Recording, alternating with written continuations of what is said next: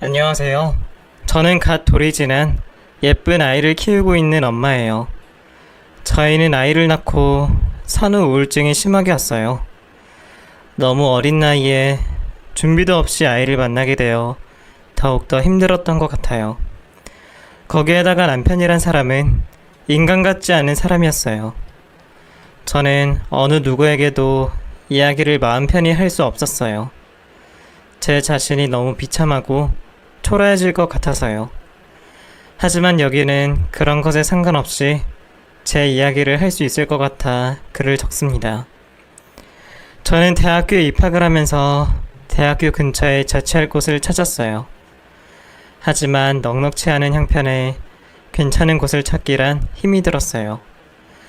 마침 저와 같은 학교에 입학을 하게 된 친구 한 명이 자신이 살고 있는 집에 방이 하나 남는다며 같이 살자고 제안을 했습니다. 그 친구도 저에게 생활비를 받아서 좋고 저도 월세로 나가는 것보다는 훨씬 적은 금액으로 살 수 있어서 좋았어요. 처음에 저희는 서로 알고 지낸 시간이 길었던 만큼 별 무리 없이 잘 지냈습니다. 혼자 있을 때보다 둘이 있으니 좋은 것이 더 많았어요. 특히나 밥을 먹을 때에는 더 좋았어요. 아무래도 혼자 먹는 것보단 둘이 먹는 게 더 맛있으니까요. 배달을 시켜 먹기에도 적당하고요. 서로 배려하고 양보하면서 즐겁게 보냈어요. 하지만 이 즐거움은 서로에게 애인이 생기면서부터 사라지게 되었습니다. 아니, 조금씩 불편해지기 시작했어요. 하루는 제가 집에 도착했을 때 친구는 아직 학교에서 돌아오지 않았어요. 저는 너무 더워서 시원하게 샤워를 먼저 하고 나왔는데 갑자기 현관문이 열리더니 친구가 자신의 애인을 데리고 들어오는 것이 아니겠어요? 깜짝 놀란 저는 소리를 질렀고 제 소리에 친구도 깜짝 놀라 다시 문을 열고 되돌아 나갔어요. 그때의 민망함은 정말 다시는 경험하고 싶지 않았어요. 그 뒤로는 집에 누군가를 데리고 올 때에는 서로 조심하면서 지냈습니다. 며칠 뒤 저는 학교에서 과제를 하느라 늦게 나온 적이 있었어요. 목을 좌우로 왔다 갔다 풀면서 기지개를 켜고 걸어 내려오고 있는데 저 멀리서 누군가가 다가왔어요. 그리고는 제게 들고 있던 커피를 건넸습니다. 그 사람은 바로 지금의 남편인 제 애인이었어요. 이거 받아. 이 시간엔 웬일이야? 웬일이긴 컴컴해서 무서울까봐 데려다 주려고 왔지. 안 그래도 되는데 안 바빠? 괜찮아. 요즘 서로 바빠서 데이트도 잘 못하는데 이렇게라도 얼굴을 봐야지.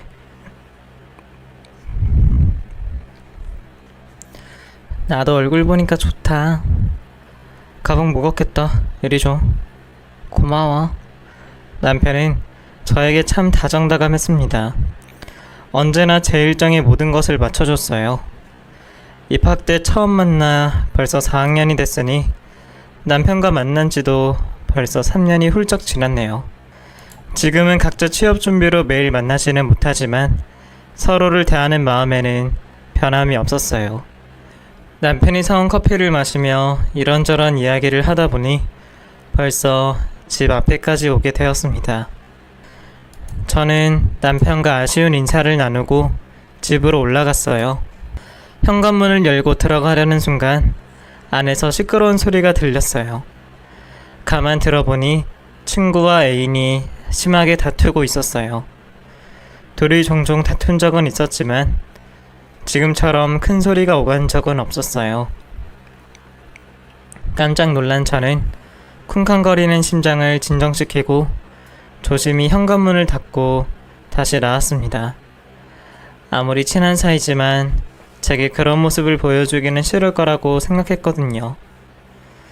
터덜터덜 계단을 내려오고 있는데 그 옆에 서 있던 남편을 만났어요. 아직 안 갔어? 넌 왜 다시 나와? 그럴 일이 좀 있었어. 근데 너는 왜 안 가고 여기 서 있었어? 너 들어왔다는 연락 오면 가려고 했지. 혹시 그동안 그랬던 거야? 진즉에 말을 하지. 그랬으면 집에 도착하자마자 바로 연락을 줄 텐데. 아니야, 괜찮아. 그러면서 잠깐 쉬는 거지 뭐. 그랬었구나. 고마워. 그나저나 나 오늘 어디 가지? 왜? 집에 못 들어갈 일이 생겼어? 사실 그게 둘이 또 싸우네. 이번엔 많이 심각한 것 같아. 안 들어가 봐도 돼? 그 정도는 아니고 내가 들어가면 서로 뻘쭘할 거야. 그럼 우리 집이라도 갈래? 너네 집? 이 시간에? 부모님도 계시잖아. 오늘 제사라서 큰 집 가셨어. 다른 지역이라서 주무시고 내일 오실 거야.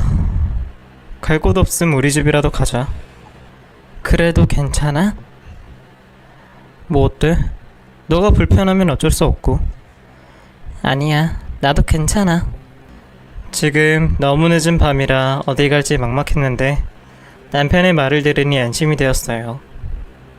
저희는 근처 편의점에서 맥주와 술안주로 먹을 만한 것들을 사서는 남편의 집으로 갔습니다.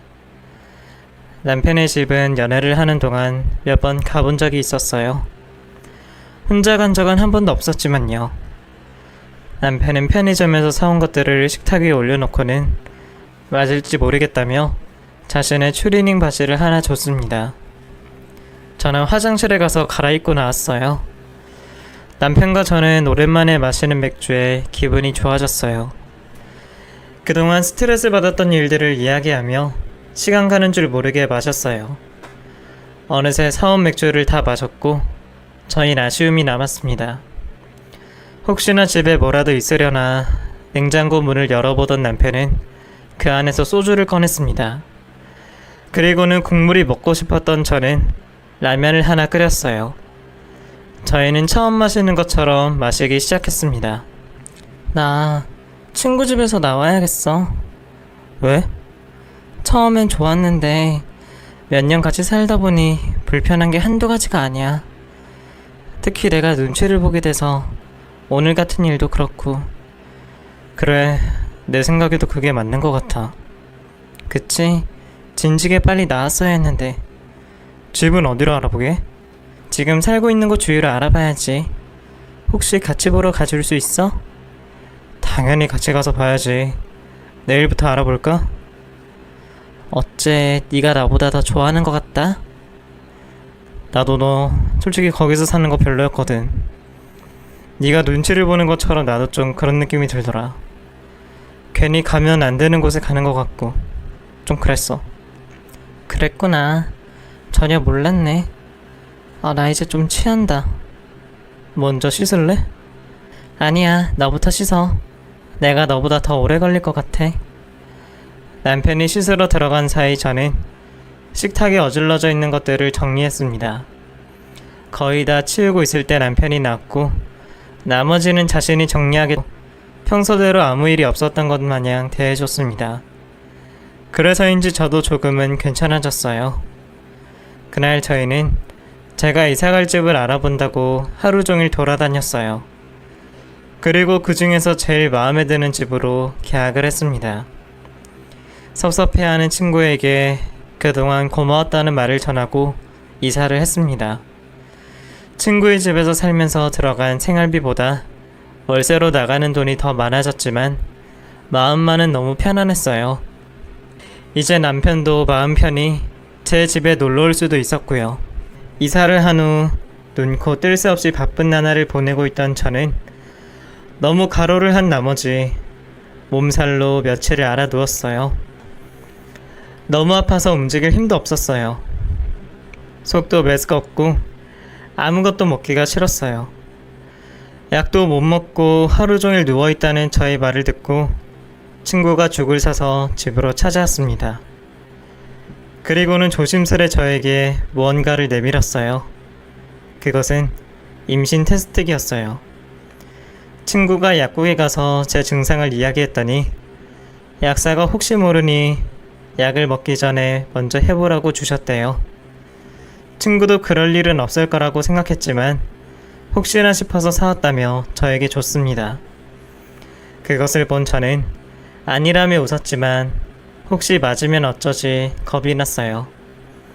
친구가 돌아간 후 저는 할까 말까 계속 고민을 하다가 결국 검사를 했고 선명한 두 줄을 봤습니다. 하늘이 무너지는 듯 했어요. 이 일을 어쩌면 좋지?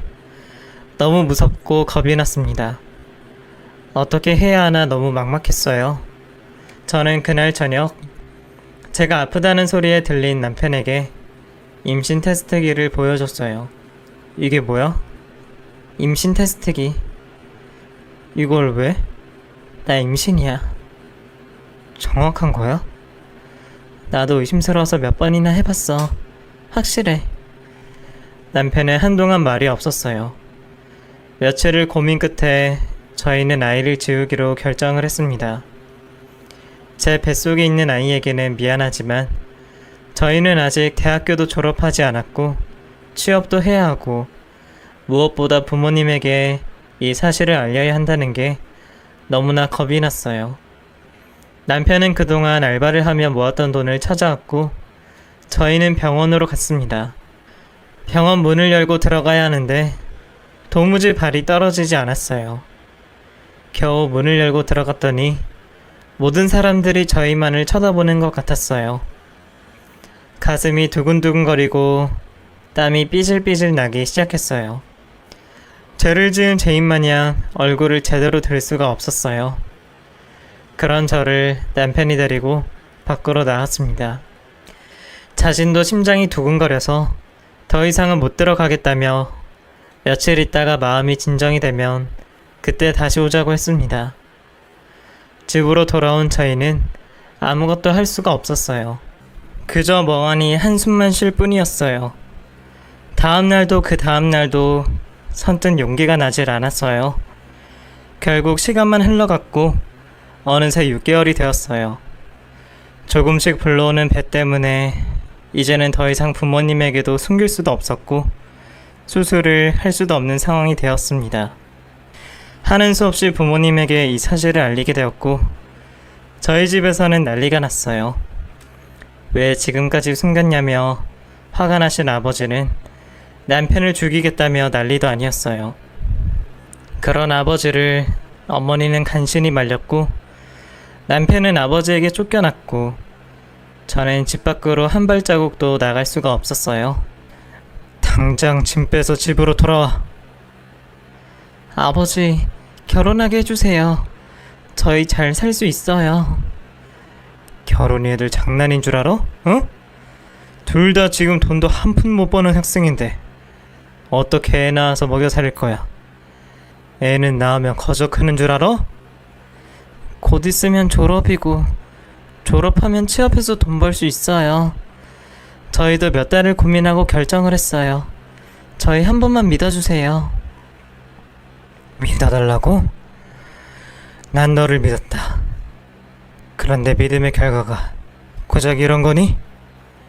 아버지, 지금은 다른 방법이 없잖아요. 그럼 저는 이제 어떻게 해요? 그러게 진즉에 와서 말을 해야지. 지금 아무것도 할 수 없을 때 말하냔 말이다. 매일 저만 보면 한숨을 쉬시며 다그치시는 부모님 때문에 너무 힘들었어요. 부모님도 저 때문에 밥도 잘 못 드시고 웃지도 않으셨어요. 저 때문에 힘들어하시는 두 분의 모습을 보니 너무 죄송했습니다. 저는 결혼해서 잘 살 수 있다며 계속 설득했어요. 반대하시던 어머니도 배가 더 불러오기 전에 빨리 결혼을 시키는 것이 저를 위한 길이라며 아버지를 계속해서 설득을 했지만 아버지는 끝내 저를 허락하지 않으셨어요. 딸 하나 없는 셈 치며 살겠다고 말씀하시고는 방문을 열지 않으셨어요. 그날 저녁 저는 집을 나왔습니다. 그렇게 저희는 부모님의 가슴에 대못을 받고 저희끼리 살기로 결심했어요. 잘 사는 모습을 보여드리면 언젠가는 아버지의 마음도 풀리실 거라고 생각했습니다. 아무것도 준비가 되지 않은 상태에서 부모님의 도움 없이 저희끼리 살기에는 너무나 힘이 들었어요. 우선 제가 살고 있던 집에서 신혼을 시작하기로 하고 남편이 짐을 가지고 들어왔습니다. 태어날 아이에게 필요한 것들은 어머니의 도움을 받았어요. 그나마 어머니가 제 편이라는 게 너무 감사했어요. 아이가 태어나기 전 졸업을 하게 된 저는 아이를 맞이할 준비를 하느라 바빴고, 남편 역시 졸업을 하고 직장 생활을 하느라 바빴어요. 그리고 얼마 후 아이가 태어났습니다. 아이는 저와 남편을 반반 닮은 아주 예쁜 딸이었어요. 제가 아이를 낳았다는 소식을 듣고 어머니가 병원으로 찾아오셨어요. 그리고 그 뒤로 아버지도 멋쩍게 들어오셨어요. 저는 아버지의 얼굴을 보자마자 눈물이 났습니다. 아버지는 아이를 낳느라 고생했다며 토닥여 주셨고, 아이를 보시고는 눈물을 흘리셨어요. 그렇게 저희는 아버지에게 인정을 받았습니다.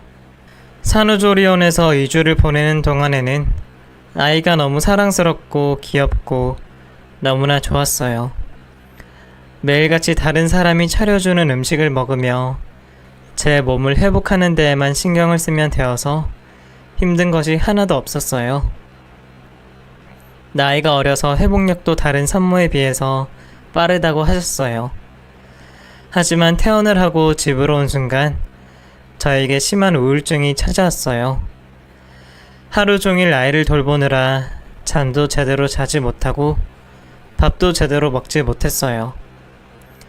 어쩔 때에는 화장실에 있을 때 아이가 자지러지게 우는 바람에 마음 편히 볼일을 보기에도 힘이 들었어요. 그러다 변비까지 오게 되었고요. 아이를 하루 종일 안았다가 눕혔다가 하는 통에 손목은 욱신거렸고 온몸의 뼈가 으스러지는 것 같이 근육통이 왔어요. 남편이라도 일찍 퇴근을 하면 아이를 남편에게 맡기고 조금 쉬면 괜찮을 텐데, 남편의 회사는 입사했을 때부터 늘 퇴근이 늦었어요. 회사 일이 바쁠 때에는 주말에도 출근한 적이 있었어요. 그래서 남편은 늘 회사 일로 피곤하다며 집안일을 거의 하지 않았어요. 그런 점이 저를 점점 더 지치게 만들었어요. 언제까지 나만 이러고 있어야 해? 내가 지금 놀고 있냐? 회사만 다니면 다야? 지금 내 꼴 안 보여? 너는 내 꼴 안 보이냐? 나도 회사에서 일하느라 힘들어. 평일엔 회사 일 때문에 그렇다 쳐. 주말엔 해줄 수 있잖아. 주말엔 나도 좀 쉬자. 나 혼자 만들었니? 나 혼자 만들었냐고. 남편은 언제나 이런 식이었어요. 집에 있으면 아무것도 안 하고 노는 줄로만 알고 있는 건지, 아이를 잠깐만 보는 거니 당연히 힘든 줄 모르는 거겠죠. 정말 어이가 없었어요. 이게 지금 저만의 잘못인가요? 제 아이이기도 하지만 자신의 아이이기도 하잖아요. 정말 몸도 마음도 너무 힘들어서 웃음도 나오질 않았어요. 아이를 보고 있으면 행복해야 하는데 그런 마음이 생기지가 않았어요. 그래서 저에게 온 아이에게 미안하기도 했습니다. 다른 집에 태어났으면 사랑받고 자랄 텐데 라는 생각이 들었어요. 그렇게 홀로 독박 육아로 2-3달이 지나가고 아이가 100일이 지나고 나서야 조금씩 나아지기 시작했어요. 분유를 먹이는 텀도 길어지고 낮잠을 길게 자니 한결 편했어요. 그 사이에 예전처럼 집안일을 급하게 하지 않아도 시간적 여유가 남았습니다. 특히나 밤에 몇 번씩이나 깨서 분유를 갈아줘야 했던 신생아 때보다는 잠을 더 깊게 자니 저도 밤에 조금이나마 잠을 깊게 들 수 있어서 천국이 따로 없었어요. 그렇게 반년이라는 시간이 흘렀고 남편이 3주간 해외 출장을 가게 되었어요. 원래 아무 도움도 되지 않는 남편이라 있든지 없든지 저와는 아무 상관이 없었지만 막상 3주 동안 떨어져서 지내야 한다니 걱정이 되었어요. 혹시나 그동안 아이가 아프기라도 하면 어쩌지, 그 걱정이 제일 먼저 들었어요. 남편은 제 걱정을 아는지 모르는지 출장 가는 것에 들떠 있었어요. 여행용 가방에 이것저것 옷이랑 신발, 여러 가지 물건들을 콧노래를 부르며 담고 있었어요. 그 모습을 보는데 참 웃음밖에 안 나왔어요. 출장 가는 게 신나나 봐? 아니, 일하러 가는데 뭐가 신나? 거기까지 가려니 너무 귀찮은데? 내가 보기에는 즐기는 것 같은데? 또 엄한 소리 한다. 돈 벌러 가는 남편한테. 3주만 있다가 오는 거지? 지금은 그래. 지금은 그렇다니? 더 있을 수도 있다는 소리야? 가보고 더 늦어질 수도 있고 확실하게 몰라. 남편은 더 길어질 수도 있다는 말과 함께 가방을 끌고 출장을 갔습니다. 며칠 동안은 남편이 없어서 마음이 허했어요. 평소에 집에 같이 있으면 눈에 보이는데도 아무것도 도와주지 않는 남편에게 화가 치밀어 오르고 답답하고 미칠 것 같아서 차라리 혼자 있는 게 훨씬 더 좋을 거라고 생각했는데 남편이 출장을 가고 없으니까 뭔가 허전한 것이 아무것도 도와주지 않아도 그냥 같이 있는 것이 더 낫다는 생각이 들었어요. 이런 기분도 며칠이 지나니 적응을 했는지 괜찮아지긴 했습니다. 남편이 없는 동안 아이는 조금씩 배밀이를 하기 시작했어요.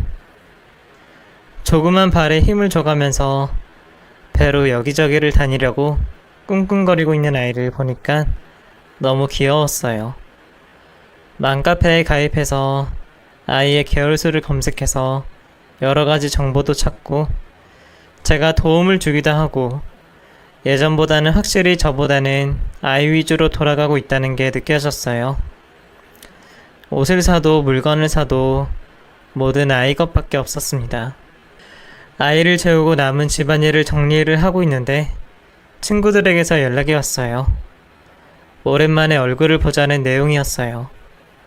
안 본 지 너무 오랜만이라 다들 어떻게 지내는지 궁금했어요. 친구들도 얼굴을 꼭 보자며 성화였죠.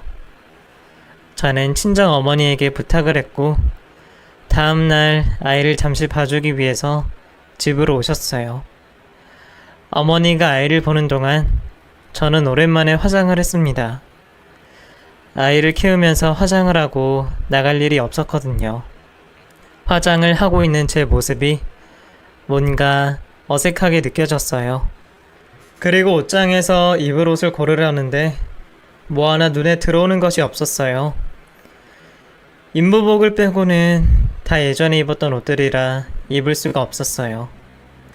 이럴 줄 알았으면 외출복이라도 하나 사놓을 건데 후회가 들었어요. 차라리 나가지 말까 이런 생각까지 들었어요. 약속 시간은 다가오고 몸에 맞는 옷을 찾을 수 없었던 저는 어쩔 수 없이 임신했을 때 입었던 옷 중에 그나마 인부복처럼 보이지 않는 옷으로 골랐어요. 옷 때문에 그런지 마음이 우울해졌어요. 아이를 어머니에게 맡기고 집을 나서서 약속 장소로 가는 내내 옷이 신경이 쓰였어요. 하나 사입고 갈까 몇 번을 고민을 했지만 오늘 하루 입을 옷인데 그 돈으로 차라리 아이 옷을 사주는 게 더 낫겠다는 생각에 포기를 했어요. 엄마가 되면 아이 때문에 포기하는 것이 많아진다니 제가 이렇게 될 줄은 꿈에도 생각을 못했어요. 이런저런 생각을 하는 새 벌써 약속한 카페에 다다랐어요. 문을 열고 들어갔더니 친구들이 벌써 와 있었어요. 오랜만이야. 이게 얼마만이야? 그러게 잘 지냈지? 그럼 우리 아들 회사 다니느라 바빴지 뭐. 애는 잘 크지? 잘 크고 있어. 우리 자주 보자.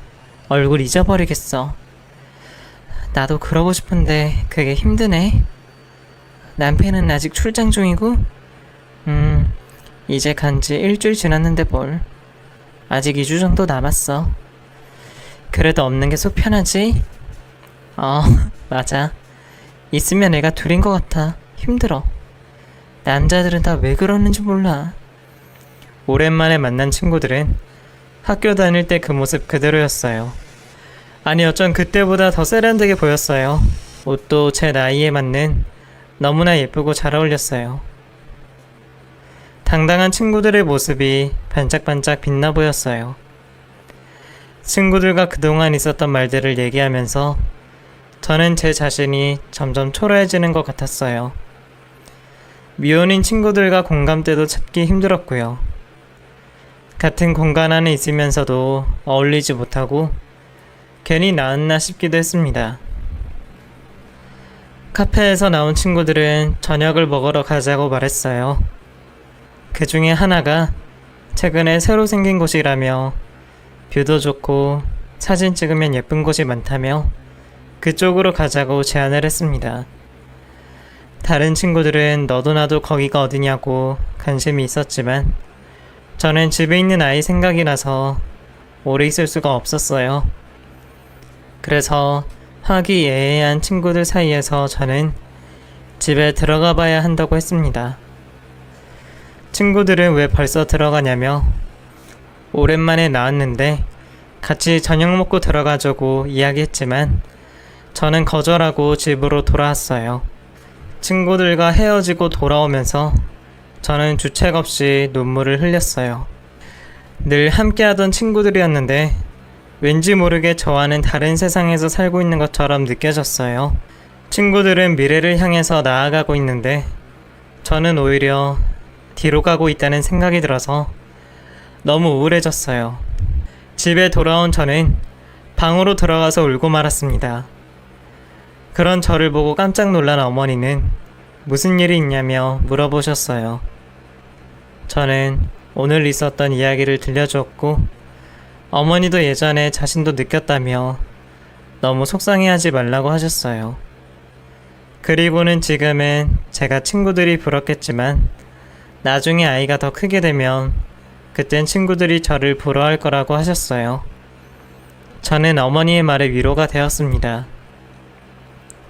길고 길었던 3주의 시간이 지났고 드디어 남편이 출장에서 돌아오는 날이에요. 출장 가 있는 동안 도착했다는 연락만 한 남편에게 화가 나고 섭섭했지만 그래도 많이 아프지 않고 괜찮아졌다니 다행이라고 생각했습니다. 만들고 있었던 음식은 결국 제가 다 먹었어요.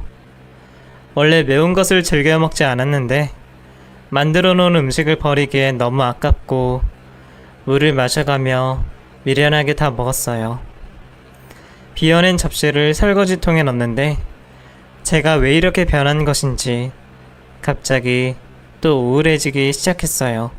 다음날 아이의 옷을 삶고 있는데 친구에게서 문자가 왔습니다. 이거 네 남편 아니야? 한국 왔네? 친구가 보내준 사진 한 장을 받은 저는 확대해서 사진을 봤습니다. 그 사진 속의 남자는 분명 제 남편이 맞았어요. 그리고 그 옆에는 제가 모르는 낯선 여자가 있었어요.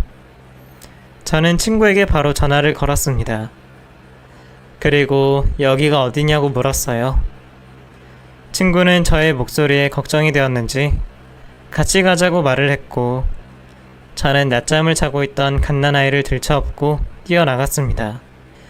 친구의 차를 타고 가는 중에도 몇 번씩이고 계속해서 사진을 들여다봤어요. 분명 일주일 후에 온다고 말을 했는데 왜 이 사람이 여기에 있는 건지 그 옆에 이 여자는 또 누구며 저는 머릿속이 너무 복잡했어요. 가슴이 콩닥콩닥 뛰고 손이 떨렸어요. 그런 저의 손을 친구가 말없이 잡아주었어요. 친구와 함께 도착한 곳은 바다가 한눈에 내려다 보이는 뷰가 좋은 어느 카페였어요. 저는 주위를 둘러보았어요. 사람들로 북적이는 이곳에서 저는 남편을 한 번에 찾아냈어요. 남편의 옆에는 사진 속 그 여자가 앉아 있었어요. 둘은 서로를 애틋하게 바라보며 몸을 감싸 안으며 눈을 맞추었다가 창밖으로 보이는 바다를 다정한 모습으로 바라보고 있었습니다. 그 모습에 눈이 돌아간 저는 남편에게 달려갔어요. 야, 여기서 뭐해? 당신이 여기를 어떻게? 여기가 해외야? 출장 간다는 곳이 여기야? 코로나 걸렸다며? 이 옆에 있는 인연은 누군데? 오해. 시끄럽게 여기서 이러지 말고 나가서 이야기하자. 나가서 이야기해. 이거나 오해 같은 소리하고 자빠졌네. 저의 모습에 당황한 남편은 밖으로 나가자며 저를 끌어당겼고 제 뒤에 엎혀있던 아이는 자지러지게 울고 있었어요. 급하게 달려온 친구가 저를 진정시키며 제 등에 있던 아이를 안고 달래며 밖으로 나갔고 저는 남편 옆에 서 있는 여자의 머리채를 잡아당겼어요. 이년은 누구냐고. 이거 나요. 이게 무슨 짓이에요? 그러는 너는 이게 무슨 짓이야? 애 있는 유부남이랑 여기서 뭐하고 있냐고.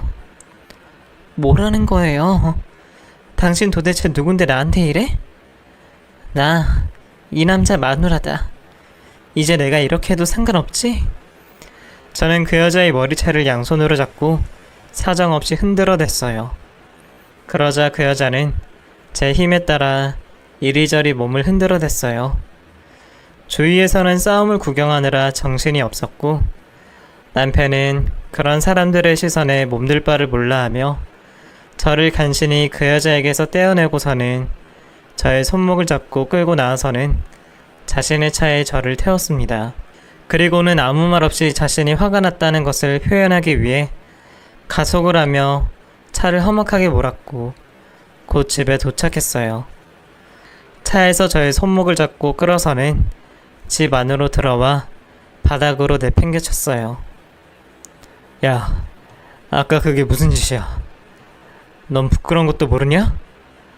그 많은 사람들 앞에서 그게 무슨 짓이냐고. 부끄러워? 뭐가? 내가? 그래, 정말 부끄럽다. 너 왜 이렇게 우악스럽게 변했냐? 내가 변했다면 다 네 잘못이겠지. 출장 간다는 사람이 왜 거기 있어? 출장 다녀와서 피곤해서 그랬다. 집에 들어오면 또 애 때문에 제대로 쉬지도 못할 거고. 그래서 밖에서 잠시 쉬다가 들어오려고 그랬어. 그게 말이야? 미친 새끼. 너 지금 말 막 한다, 어? 왜? 미친 새끼라 그래서 열받았냐? 지금 나는 아무것도 배는 게 없어. 지금 열받아서 팔짝 뛸 사람이 누군데 이래. 네 옆에 있던 그녀는 누구야? 누군데 둘이 찰싹 붙어 앉아서 그러고 있는데? 너 나 모르게 바람 피고 있었냐? 누가 바람을 펴? 생사람을 잡아도 유분수지. 그리고 우리가 언제 그렇게 붙어 있었냐? 너가 지금 나쁘게 생각하니까 모든 것이 다 그렇게 보이는 거야. 야, 누구 허파 뒤집어지는 걸 보려고 이래? 야, 누구 허파 뒤집어지는 걸 보려고 이래? 미친년. 네 맘대로 생각해라. 나 더 이상은 너랑 같이 못 있겠다. 남편은 저에게 속 시원하게 해명도 하지 않은 채 그 길로 짐을 싸서 나가버렸어요. 저는 심장이 벌렁거리고 몸에 힘이 빠져서 주저앉았어요. 도대체 이게 무슨 일인 건지 현장을 딱 걸려놓고서도 어쩜 저렇게 당당할 수가 있는지, 예전에 그 다정다감했던 나에게 모든 것을 맞춰준 그 남자가 맞는지 너무 기가 차고 어이가 없어서 생각할수록 속에서 화가 부글부글 끓어올라서 주체를 할 수가 없었어요. 주방으로 가서 얼음물을 벌컥벌컥 마셨습니다. 한참을 마셔도 속에서 천불이 나는 건 똑같았어요. 뒤늦게 아이를 데리고 나갔던 친구가 집으로 돌아왔고 저의 모습을 보더니 눈물을 흘렸어요. 결정은 제가 하는 거겠지만 아이 때문에 제 인생을 포기하지는 말라고 했습니다. 친구는 어질러진 집을 정리하고 뭐라도 먹어야 힘이 난다며 죽을 해놓고 갔습니다. 저는 친구가 해준 죽을 한술 뜨면서도 눈물이 하염없이 흘렀어요. 도저히 안 되겠다고 생각한 저는 허리가 아파서 당분간 물리치료를 받아야 한다며 아이를 친정에 잠시 맡겼어요. 그리고는 남편을 어떻게 해서든지 찾아내서 결판을 지어야겠다고 생각했습니다. 다음날 저는 남편이 일하는 회사로 찾아갔어요. 남편의 회사에 찾아간 저는 몇 번 얼굴을 본 적이 있는 여직원을 만났어요. 제가 남편을 찾아왔다는 소리에 그 여직원은 뭔가 이상하다는 것을 느꼈는지 저를 휴게실로 데리고 가서는 음료수를 건네주었어요. 그리고는 조심스럽게 저에게 남편이 2달 전에 퇴사를 했다고 말했습니다. 저는 그 이야기를 듣고는 충격에 빠져 아무 말도 할 수가 없었어요. 그런 저를 안타깝게 보던 여직원은 아마 퇴직금도 벌써 들어갔을 거라며 확인해 보라고 했습니다. 그리고는 자리에서 일어나 사무실로 들어갔어요. 한참을 앉아있던 저는 예전에 통장 정리를 한다며 남편에게 급여 통장을 받아놓았던 게 생각이 나서 집으로 헐레벌떡 뛰어갔어요. 옷장 서랍장을 다 뒤져서 찾아낸 통장을 들고 은행에 가서 통장 정리를 했습니다.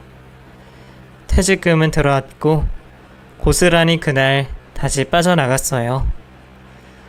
저는 하늘이 무너지는 줄 알았어요. 남편은 그동안 저 모르게 무슨 짓을 하고 다니고 있었던 건지 이런 사람을 남편이라고 믿고 살았다고 생각하니 피눈물이 나는 것 같았어요.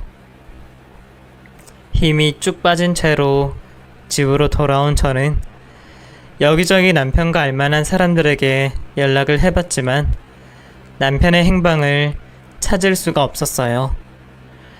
머리카락조차 찾을 수 없을 만큼 꽁꽁 숨어버린 남편. 저는 이제 어떻게 해야 하나 앞이 막막했어요.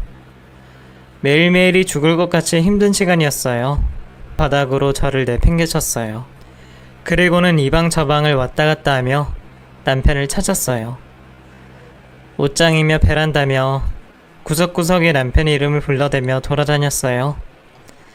이 새끼 어디 갔어? 어디로 빼돌렸어? 그건 내가 하고 싶은 소리야.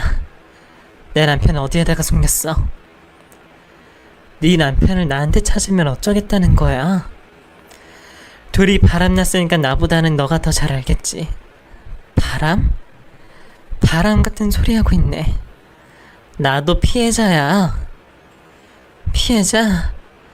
같이 바람 피고도 피해자라는 말하는 년은 너밖에 없을 거다. 이보세요. 나는 당신 남편이 유부남인 줄도 모르고 만났어요. 밖에서 총각 행세를 하며 나에게 접근했다고. 한 달 전에 상견례했고 곧 결혼하기로 했었다고. 집 구한다고 돈도 보냈는데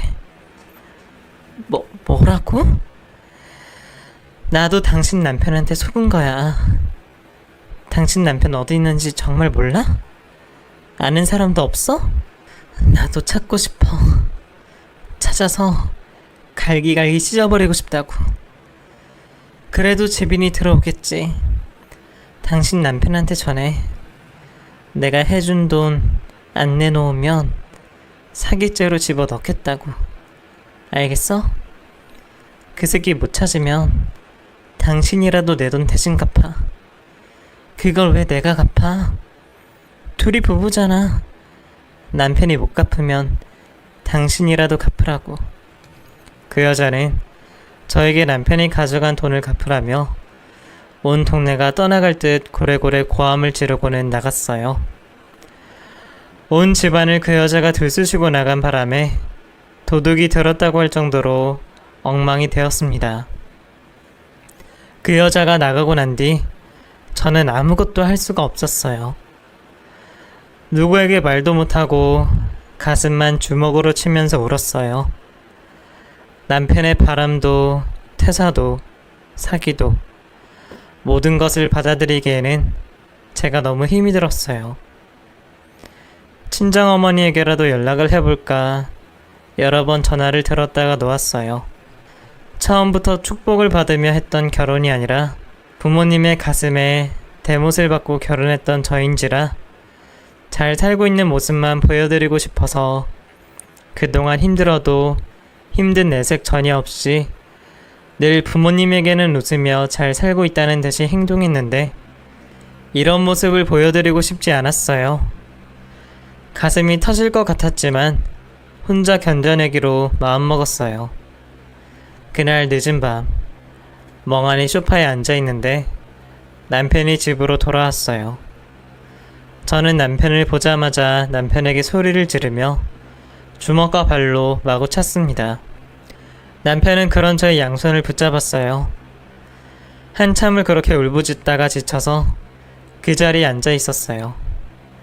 남편은 제 앞에서 무릎을 꿇고는 자신이 잘못했다며 한 번만 용서를 해달라고 매달렸어요. 회사는 왜 그만뒀어? 어떻게 알았어? 지금 어떻게 알았다는 게 중요해? 회사 그만두고 퇴직금 받은 걸로 뭐 했냐고. 쓸 데가 있어서 썼어. 내가 당신한테 무슨 말을 듣겠니? 미안해. 다시는 이런 일 없을 거야. 회사 2달 전에 그만뒀으면 한 달 동안 해외 출장 간 것도 거짓말이었네? 그게... 왜?